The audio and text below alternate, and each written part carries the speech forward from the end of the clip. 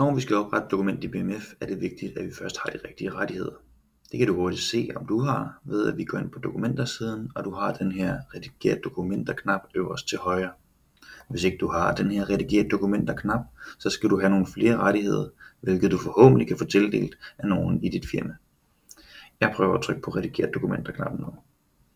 Det vil bringe BMF i edit mode. I edit mode har alle dine kategorier sådan nogle her lyseblå bokse omkring sig. Hvis ikke du har nogle kategorier endnu, så kan du oprette en ny kategori ved at trykke på ny kategori. Når vi har en kategori, så kan vi oprette et dokument i vores kategori.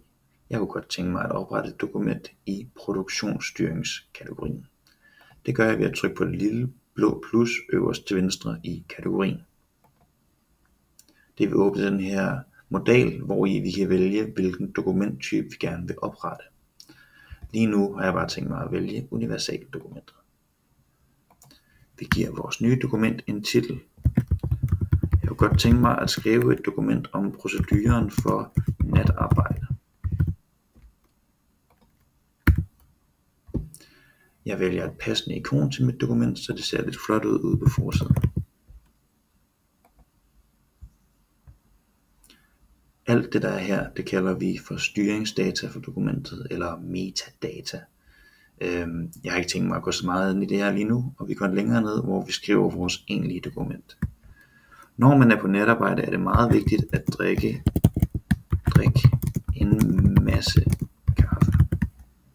Det er så vigtigt, at vi faktisk har tænkt os at gøre det til en header 1, og også gøre den bold.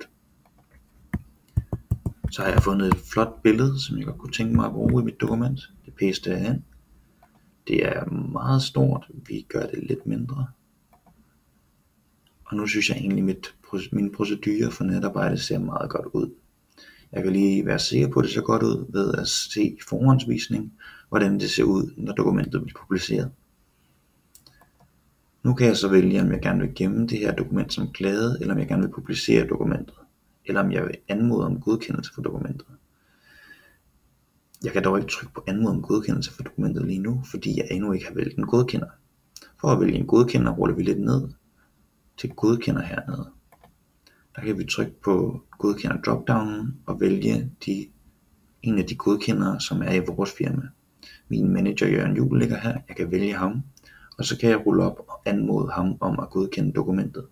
Så vil han få en e-mail, og han vil kunne gå ind på mit dokument draft, mit klade, og se hvordan det ser ud, og enten afvise eller godkende mit dokument. Hvis han godkender det, vil det blive publiceret, så alle kan se det. Jeg er dog ikke interesseret i den her proces lige nu. Jeg har faktisk godt tænkt mig bare at få mit dokument publiceret med det samme. Det kan jeg gøre ved at gå ned og vælge mig selv. Jeg hedder Albert. Når jeg har valgt mig selv, så kan jeg trykke på godkend og publicere direkte, i stedet for at skulle anmode om godkendelse.